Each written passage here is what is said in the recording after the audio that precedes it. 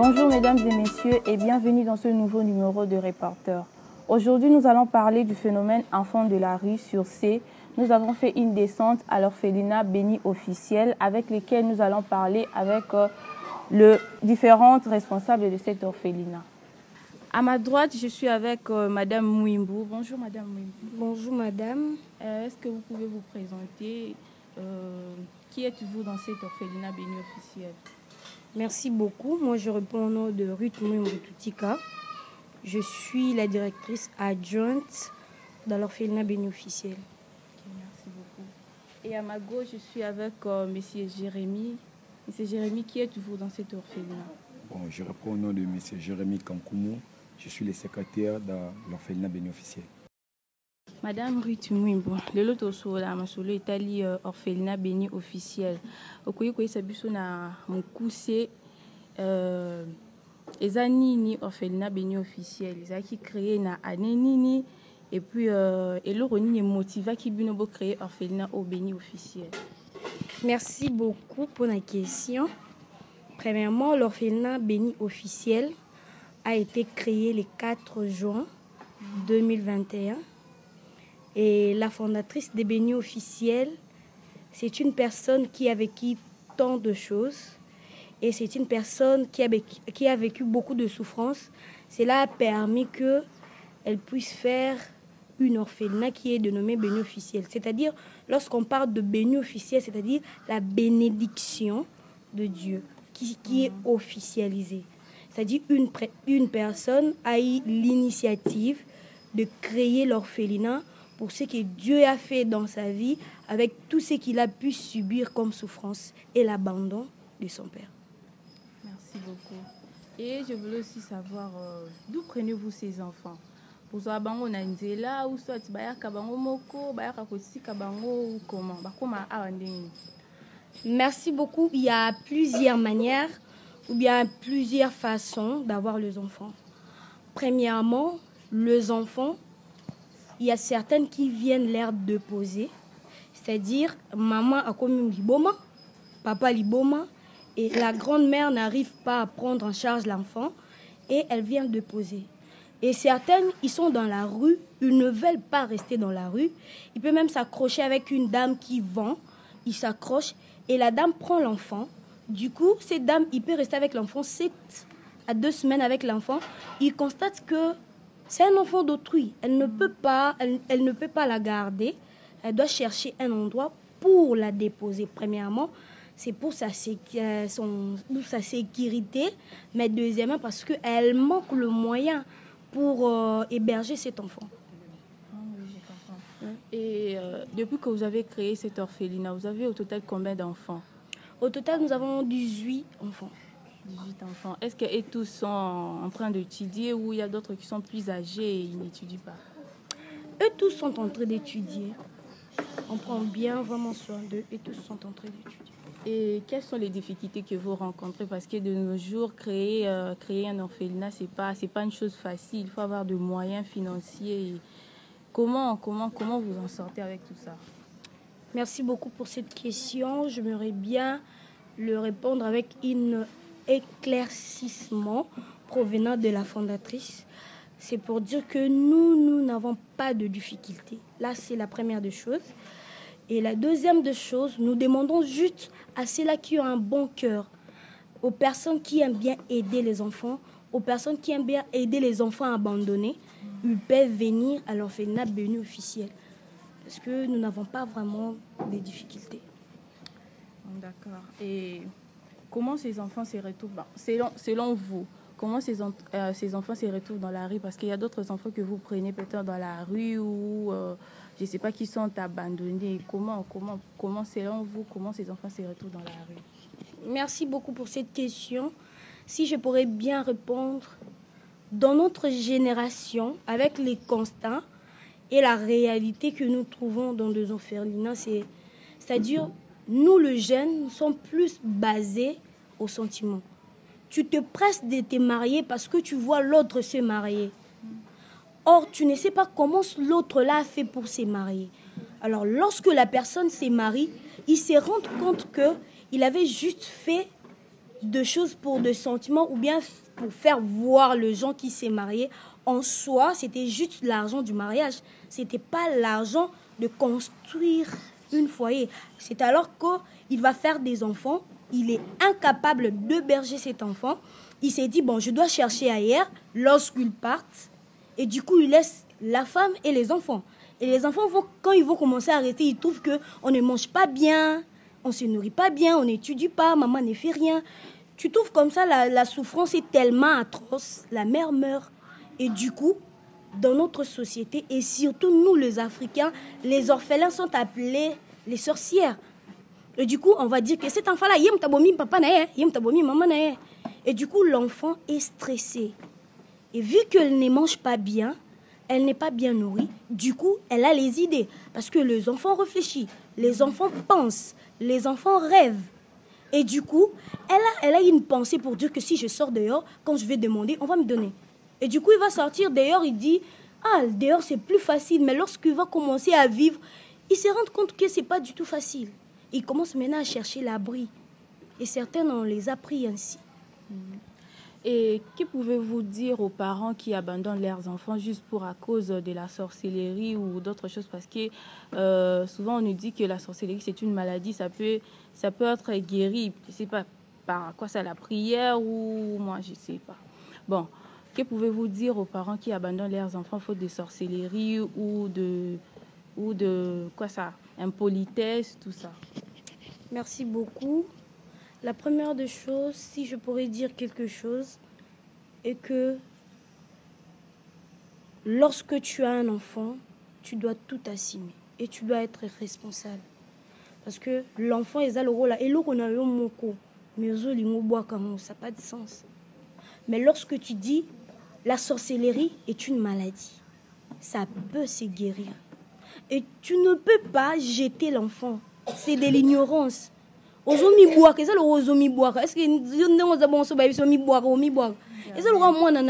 tu mets ton enfant au monde avec toutes ces difficultés que nous, les femmes, on subit à la maternité. Et du coup, tu dis que non, je laisse ma fille ou je l'abandonne.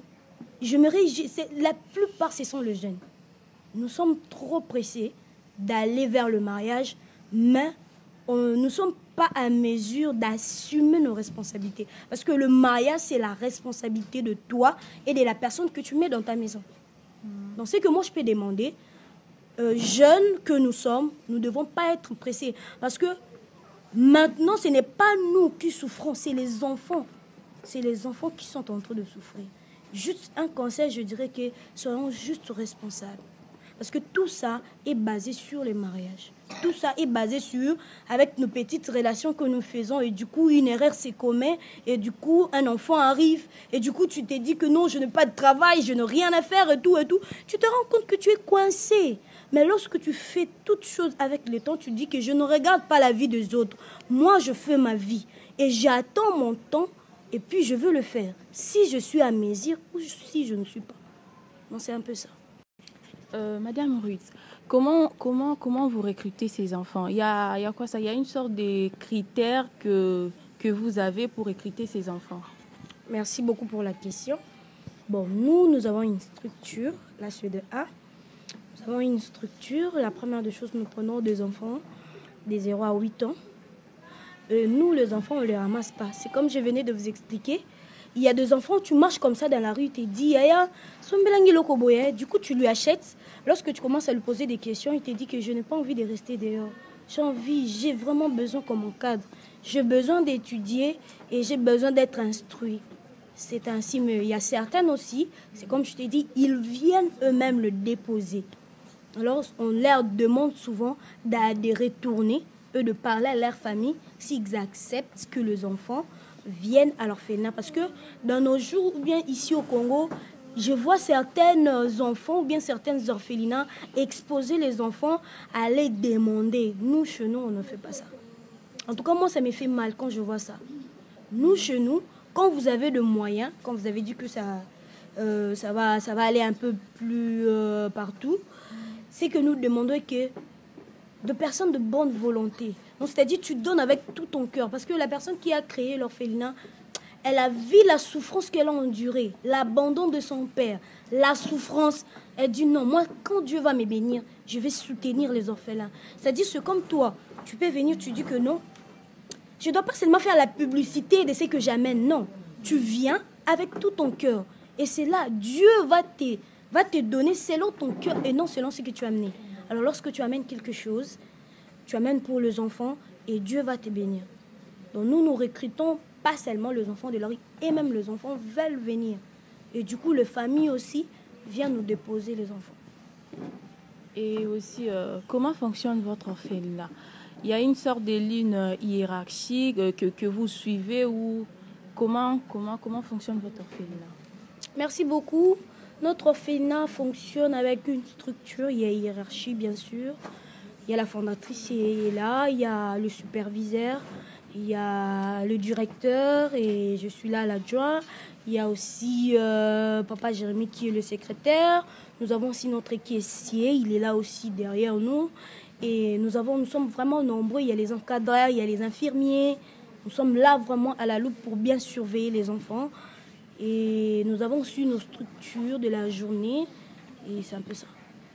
Et comment vous en sortez? Parce que si je peux me permettre de quoi ça de dire en lingala et banamsusu bayaka banamsusu bakoyiko ya peut-être ça comportement mabé bandoki je sais pas moi comportement mon teti, comment vous en sortez dans encadrement ya bana? Merci beaucoup, c'est une très belle question. La première des choses, je vous dirais que nous sommes d'abord ici à l'intérieur, il y a le corps médical. Alors, notre caissière, Madame Esther Lodima, c'est une infirmière. Moi qui vous parle, je suis une infirmière. Et nous avons notre chargé spirituel qui est ici. C'est-à-dire, lorsqu'un enfant arrive à l'orphelinat, la première des choses, nous, notre devise, c'est la prière. Tu ne peux pas directement qualifier à l'enfant qu'il est sorcier. Non.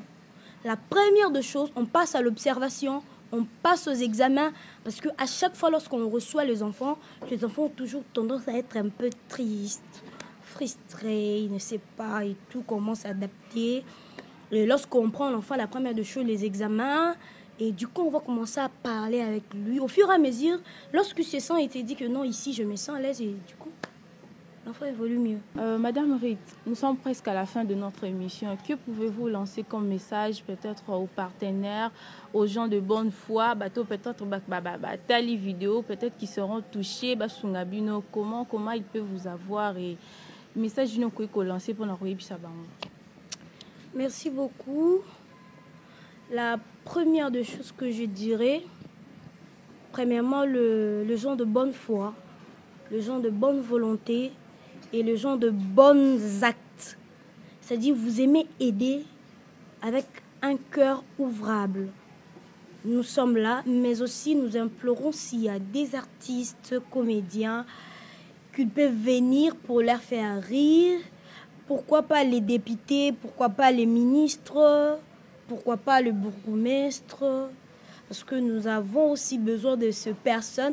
Parce que les enfants, on ne veut pas seulement un parti non, il doit voir vivre. Moi j'aime dire vivre le rôle là-bas hein, j'aime dire ça parce que ceux qui m'ont hasard orphelin, c'est pas dit que hasard un handicap non, c'est dit yom toza no za papa nae yom toza no za maman nae. Donc c'est un peu ça, venez nous aider, venez faire rire les enfants, venez passer les bons temps avec les enfants et Dieu va vous bénir. Merci beaucoup. Papa Jérémy. Peut-être comment vous contacter pour vous trouver facilement votre orphelinat, peut-être donner aussi votre adresse où vous vous situez dans la ville province de Kinshasa. Bon, nous l'orphelinat Béni officiel, nous sommes sur l'Umété 17e rue Poilou. Si vous descendez, vous prenez la moto, vous arrivez jusqu'à l'école Saint-Bernard, l'avenue Goudieu numéro 13. Nos numéros sont là, 081 620 24 12. Là, c'est notre numéro de Béni officiel. Donc, nous laissons l'appel à tout le monde qui est touché de mettre aussi un pierre par rapport à ce que la fondatrice est en train de faire dans cet orphelinat. Ça sera pour la gloire de Dieu. Parce qu'on aime toujours dire que non, le premier partenaire de cet orphelinat, c'est Jésus-Christ. Le premier partenaire. Et il est le père des orphelins. Si nous tous aussi, nous avons cette bonne foi d'aider les enfants, ça sera pour la gloire de Dieu. Parce qu'ici, c'est une cité où nous sommes en train d'encadrer les enfants spirituellement, moralement et physiquement. Donc nous avons besoin de beaucoup de choses pour l'éducation des enfants. C'est un peu le message que je peux lancer pour notre autorités de cette ville de Kinshasa. Merci. Nous sommes déjà à la fin de cette émission et merci de nous avoir suivis. Merci à Jonathan Kitoko qui était derrière la caméra et merci aussi à M. Arthur Makaya pour la coordination. À nous revoir très prochainement avec un nouveau sujet et un autre numéro. Bye.